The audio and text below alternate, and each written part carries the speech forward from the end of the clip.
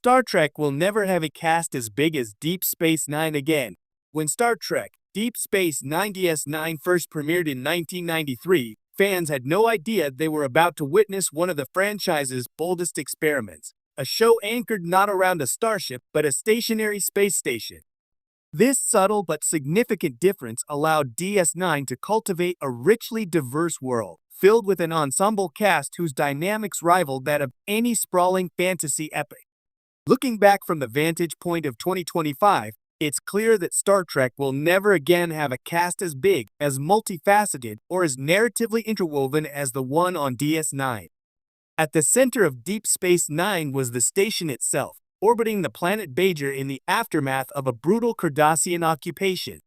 This setting created a fertile ground for political intrigue, spiritual exploration, and ethical dilemmas. Unlike the starships of the original series or the Next Generation, which traveled from one planetary adventure to the next, DS9 allowed for long-form storytelling and deep character development. But perhaps the most revolutionary aspect was the size and diversity of its ensemble cast. Deep Space Nine wasn't just about Captain Benjamin Sisko.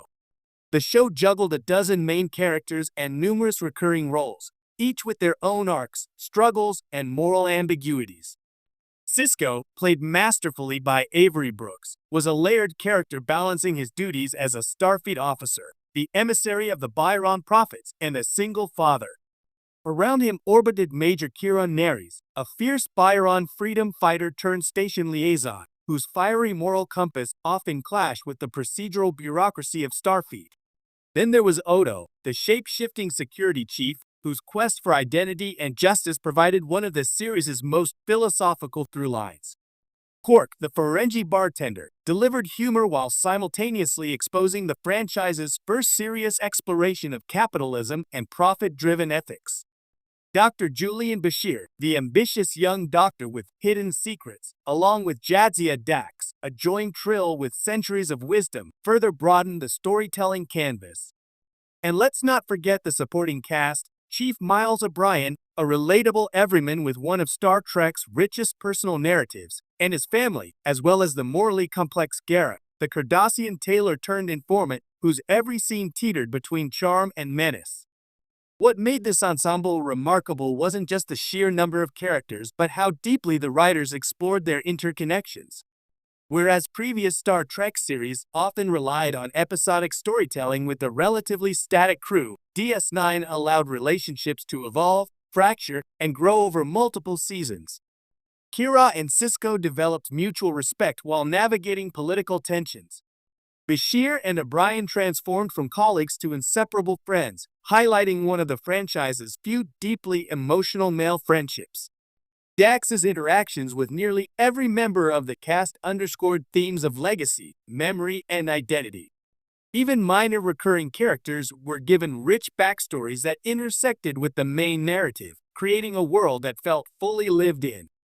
DS9's ensemble approach also enabled the show to tackle themes that Star Trek had rarely, if ever, explored with such nuance. The Dominion War arc, spanning several seasons, required multiple character perspectives to capture the full complexity of a galactic conflict.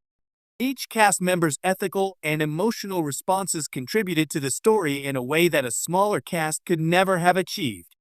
Episodes like In the Pale Moonlight or Duet relied on these rich dynamics, showing how personal choices ripple through an interconnected society. The show treated its ensemble as an ecosystem, where no single character existed in isolation, a level of narrative sophistication Star Trek has rarely attempted since. So why is it unlikely that Star Trek will ever assemble a cast of similar magnitude again? There are several factors, both practical and creative. First, production realities have changed. Deep Space Nine's cast, while large, was manageable in an era before actors became global brands and contracts became astronomical. Today, ensemble casts of 10 or more lead actors are financially prohibitive for a network like Paramount or a streaming service attempting to balance budgets across multiple high-profile projects. Star Trek Discovery, for example, initially featured a core ensemble of about 7 or 8, and even that created scheduling challenges and budgetary strain. Second, storytelling has shifted. Modern Star Trek shows, particularly on streaming platforms, tend to favor smaller, serialized casts that allow for tight narrative focus. Strange New Worlds deliberately returns to a more episodic, starship-centered format reminiscent of the original series and early TNG, focusing primarily on Pike, Spock, and Number 1. While this allows for high production values and intricate character work, it precludes the kind of sprawling character interplay DS9 excelled at. Large ensembles with multiple concurrent storylines demand careful pacing and long-form planning, something less compatible with the binge-watching culture that dominates modern streaming.